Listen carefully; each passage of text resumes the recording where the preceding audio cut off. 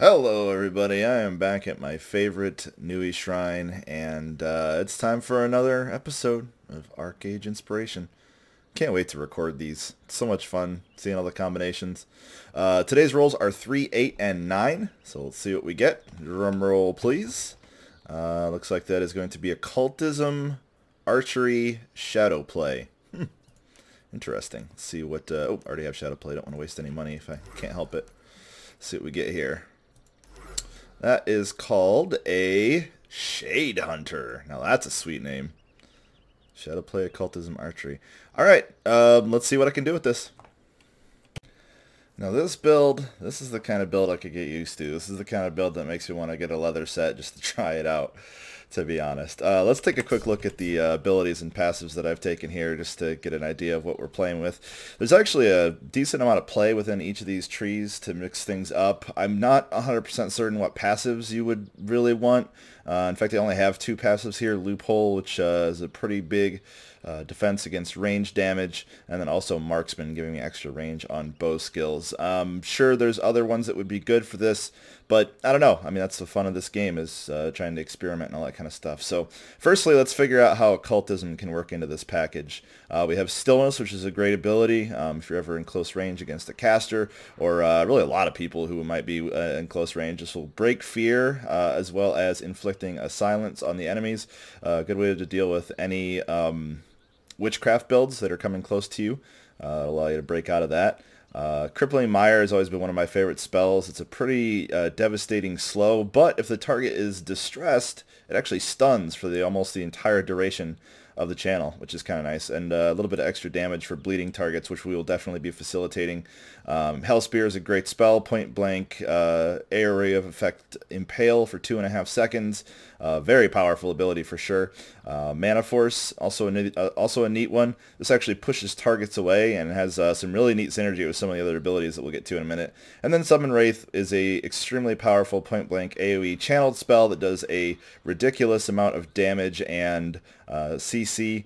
The damage is more impactful because you'll be hitting multiple targets with it. I mean, the individual damage, it doesn't scale particularly well, but if you can actually lock down a few people with this, the damage done, not just in terms of the actual hit point loss, but the maneuverability loss and the overall damage effectiveness of everybody else that you're dealing with, can be pretty devastating. So off to Shadow Play here, we have Rapid Strike. I also decided to take Endless Arrows, so I have a consistent ranged ability to use as a bread and butter, as well as a melee ability. I have both of them. This build, it really is kind of a true hybrid. It wants to be in melee, it can handle itself at range, it's even a little bit of a spellcaster. You'd probably want to gear this with a scepter and then a dagger offhand, so you want to dual wield. The 10% extra attack speed will help quite a bit, and a little bit of magic damage will help scale up the damage of these spells a little bit. I mean, this is mostly here for the utility. The damage isn't that important, so you could skip on it if you don't really want to, but the utility these spells provide are quite nice. Most of the damage scaling you would get would be poured into Crippling Mire, which I think is actually a really important part of this build. Standard maneuverability and world PvPs type things such as drop back, stealth, shadow step, all good options to take. Stalker's Mark is pretty much mandatory for just about any build. It's just really powerful, reducing healing effectiveness, increasing damage taken, as well as doing a decent amount of damage itself, especially when comboed with Endless Arrows. Shadow Smite is always a really big damage ability, of course. Concussive Arrow, also really high damage ability at range especially. Charge Bolt, good combo ability. Guaranteed hit with a move speed reduction. And then Piercing Shot, which inflicts a bleed, which also gives some synergies with some other things.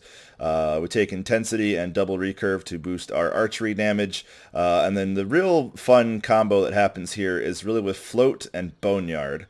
So we're going to look at some specific situations where I think this build can work. And yeah, see you in a minute. So for our sort of standard initiation slash bread and butter combo, I'm going to pick on this poor enraged giant. He sure looks pretty calm for being enraged. We're going to open up with Stalker's Mark, always a good way to lead off the fight. Get into Toxic Shock to inflict some extra damage. Charge Bolt for a slow, as well as a little bit extra damage again. Piercing Shot for the bleed. Damage over time. Oh, looks like I may need to relocate if this guy gets decides to steal my mob.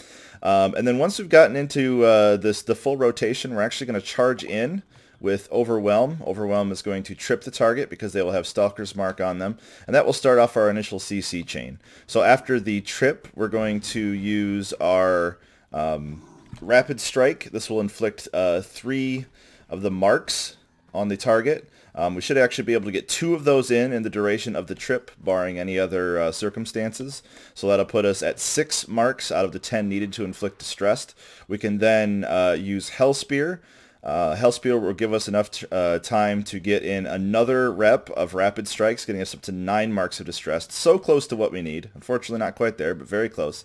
And then at that point we can follow up with a number of things. For example, if we're dealing with a caster that we're jumping on, we should use Stillness to silence them so they can't really do much of anything. If you feel like they're going to get away from you, you can immediately lock them into a Boneyard.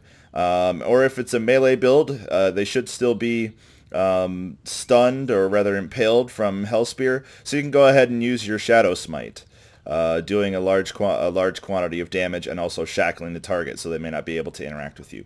After you've done the little extra chain of CC here, you should definitely squeeze in another round of Rapid Strike to get up to that 10 stack mark, at which point they will become distressed, which is a pretty significant debuff in and of itself, but much more powerful when paired with Crippling Mire, which does a large amount of damage and stuns them for the entire duration. So a pretty powerful and reasonably resilient CC chain, and I'm going to go ahead and show it in action. So as described, we're going to start off with the Stalker's Mark, get into our normal rotation of arrows. As soon as the last arrow hits, we're going to charge in.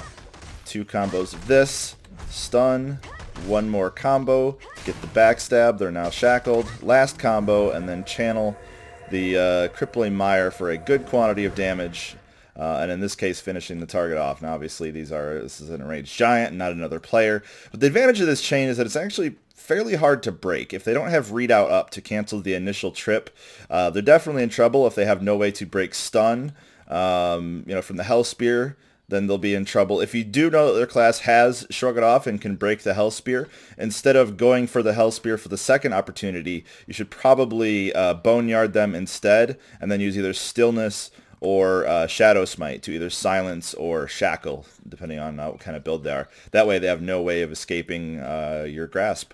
So speaking of Boneyard, there's a few really neat opportunities to use this with this build, so we're going to take a look at those. So using Mana Force and Boneyard in conjunction with each other can yield some interesting results. Mana Force in particular is an interesting ability because it kind of doesn't really obey the global cooldown rule, meaning that you can use it and then sort of immediately follow up with something. So for example here, if I run up and use Mana Force and then Boneyard, hitting Boneyard as quickly as I can, I'll actually catch them in the Boneyard trap.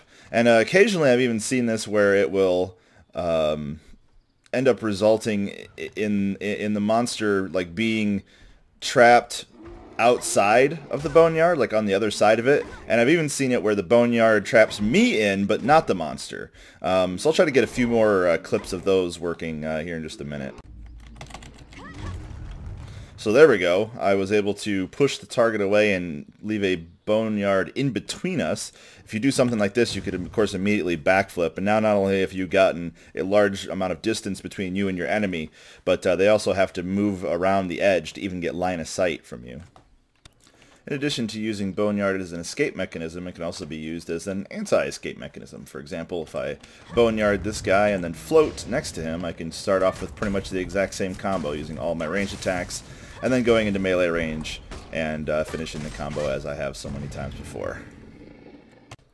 Furthermore, amidst CC chains, you can do some interesting things with Boneyard and Summon Wraith. I'm going to go ahead and pull a few of these bears here. I'm going to imprison myself with this one. One of them is on the outside. Now if I channel Summon Wraith, I'll actually hit both of them. This ability actually has quite a wide radius. I know there's a little bit of a graphic here, but that's not actually the radius for it. Against mobs, you may get some immunity things depending on how the geometry of the area gets stuck.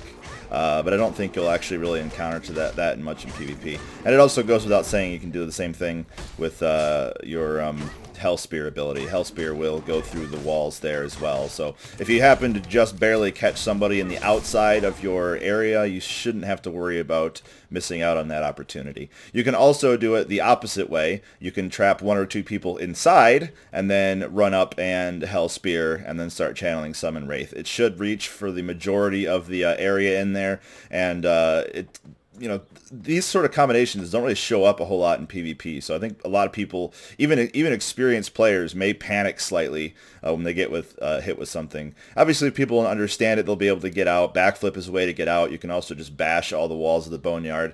But even buying a few seconds by disabling 2 people in a small small encounter with enemy players can be a great boon to your team. Interestingly enough, using a dagger gives you a chance to get a attack speed boost buff, just as a random chance. It'll boost your attack speed by a decent amount.